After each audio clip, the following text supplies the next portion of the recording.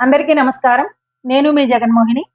తెలుగు సౌరభాలు ఛానల్‌కి అందరికీ స్వాగతం పలుకుతూ, నేటి తరం విద్యార్థినుల కోసం రామాయణానికి సంబంధించిన ప్రాథమిక విజ్ఞానం.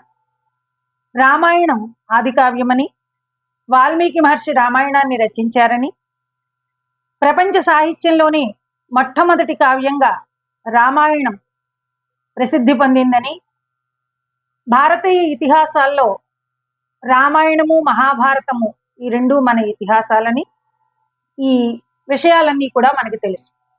అయితే రామాయణాన్ని రాయకముందు అసలు వాల్మీకి ఎవరు, ఆయన జీవన శైలి ఎలా ఉండేది, ఆ పూర్వాపరాలన్నింటినీ కూడా మనం ఈ వీడియోలో తెలుసుకుందాం.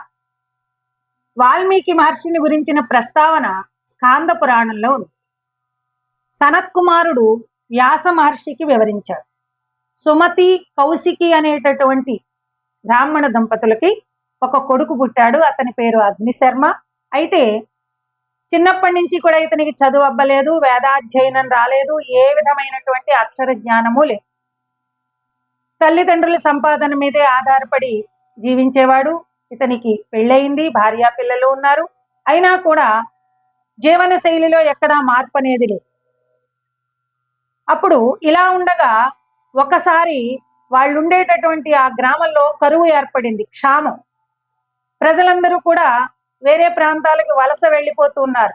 బాగా ధనవంతులు దాన ధర్మాలు చేయడం కూడా మానేశారు, వాళ్ళ సంపద ఎక్కడ తరిగిపోతుందో అని చెప్పి.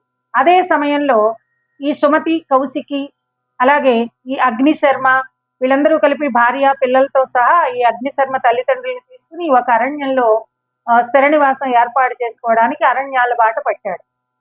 అరణ్యంలోనే ఉంటూ అక్కడ ఆ దొరికేటటువంటి ఆ దుంపలు కందమూలాలు తింటూ, ఆ తేనెలు అవి తాగుతూ, ఆ పిల్లల్ని పోషించుకుంటూ కొంతకాలం అలా జీవన విధానం సాగిస్తూ ఉండగా అక్కడ ఉన్నటువంటి దొంగలతోటి స్నేహం చేశాడు. ఆ మార్గ మధ్యంలో వెళ్ళి దొంగలతో స్నేహం చేసి దొంగతనాలు చేస్తూ అలాగా జీవిస్తూ ఉండేవాడు. ఇలా ఉండగా ఒక రోజున అత్రి మహర్షి ఆ అడవిలో శిష్యులతోటి ప్రయాణం చేస్తూ ఉన్నప్పుడు వాళ్ళని ఆపి, ఆ మునీశ్వరులను ఆపి, మీ దగ్గర ఉన్నటువంటి సంపద ఇలా పట్టండి అని చెప్పి వాళ్ళని దోచుకోబోతుంటే అప్పుడు అత్రి మహర్షి అడిగారు, నువ్వు బానే ఉంది దొంగతనాలు చేసి జీవిస్తున్నావు, ఎందుకు అసలు నువ్వు ఈ దొంగతనాలు చేస్తున్నావు అంటే, నా భార్య పిల్లల్ని నా తల్లిదండ్రుల్ని పోషించుకోవడం కోసము అని చెప్తాడు.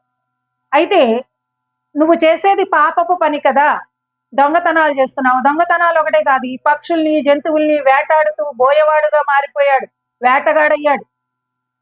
నువ్వు చేసేటటువంటి వృత్తి కిరాతక వృత్తిలో ఉన్నావు కదా, మరి నువ్వు చేసే ఈ పాపాన్ని నీ కుటుంబ సభ్యులు ఎవరైనా పంచుకుంటారేమో, వెళ్ళి అడిగిరా అన్నాడు. అయ్యా అయితే ఇక్కడే ఉండండి మీరు, ఒక్క క్షణం నేను వెళ్ళి అడిగొస్తాను అని చెప్పి ఇంటికి వచ్చి అడిగితే భార్య పిల్లలు తల్లి తండ్రి వీళ్ళందరూ ఏం చెప్పారంటే, అది నీ వ్యక్తిగత ధర్మం, నువ్వు మమ్మల్ని పోషించాలి, నువ్వు ఏ పని చేస్తున్నావు అనేది మాకు అనవసరం, నువ్వు తెచ్చి పెడితే మేము అనుభవిస్తాం తప్ప నీ పాపాన్ని మేము పంచుకోము అంటారు. అప్పుడు వెంటనే వచ్చేస్తాడు ఈ మునీశ్వరుల దగ్గరికి వచ్చి మళ్ళీ అత్రి మహర్షితోటి ఇలా అన్నారయ్యా, మరి నాకు ఈ పాపం పోయే మార్గాన్ని చెప్పండి అంటే, అప్పుడు అయితే నువ్వు తపస్సు చేసుకో, తపస్సు చేసి భగవంతుడిని ప్రసన్నం చేసుకుంటే నీ పాప విముక్తి అవుతుంది అని చెప్తే 13 సంవత్సరాల పాటు అలా తపస్సు చేసుకుంటూ ఉండిపోతాడు. పుట్టలు పోసేస్తాయి ఒంటి మీద. రామాని పలకడం కూడా రాదు, అక్షర జ్ఞానం లేనివాడు. మరా మరా మరా మరా అని తెలుగేసి పలుకుతూ ఉంటాడు. ఆ మరా మరాయే రామనామం అయిందనమాట. అలా 13 సంవత్సరాలు తపస్సు చేస్తూ ఉంటే పుట్టగట్టేశాడు. మళ్ళీ 13 సంవత్సరాల తర్వాత ఈ అత్రి మహర్షి మళ్ళీ అటువైపు ఈ మహర్షులందరూ వస్తూ ఉంటే ఆ పెద్ద పుట్ట కనిపిస్తుంది. ఆ పుట్టలోంచి నామం వినపడుతోంది. తపస్సు చేస్తూ ఉన్నాడనమాట. ఆ శబ్దాన్ని విని వీళ్ళు వాల్మీకి బయటికి రా అని పిలిచారట.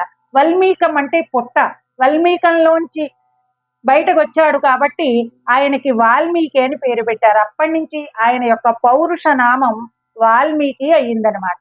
అప్పుడు నువ్వు ఇంకా తపస్సు చెయ్యి, నీకు జ్ఞానం సిద్ధిస్తుంది అని చెప్తే ఉత్తర దిక్కుకు వెళ్ళి జ్ఞానం చేశాడు.